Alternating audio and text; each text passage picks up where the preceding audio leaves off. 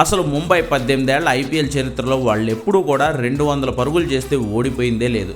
18 సార్లు 200+ స్కోర్లను ఐపీఎల్లో నమోదు చేసిన ముంబై ఇండియన్స్ 18కి 18 సార్లు విజయం సాధించింది.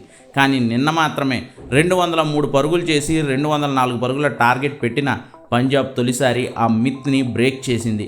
ఇంగ్లీష్, అయ్యర్, వధేరా పోరాటంతో పంజాబ్ 5 వికెట్ల తేడాతో విక్టరీ అందుకుని ముంబై అజేయ రికార్డును బ్రేక్ చేసింది. గత 7 మ్యాచ్ల్లో అహ్మదాబాద్ గ్రౌండ్లో ముందు బ్యాటింగ్ చేసిన జట్టే 7 సార్లు గెలిచింది.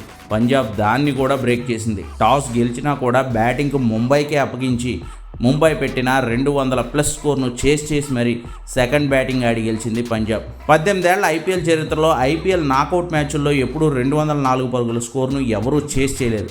కానీ పంజాబ్ అది కూడా చేసి చూపించింది. ఐపీఎల్లో ఏ టీము కూడా 8 సార్లు 200+ టార్గెట్లను చేసి చేయలేదు.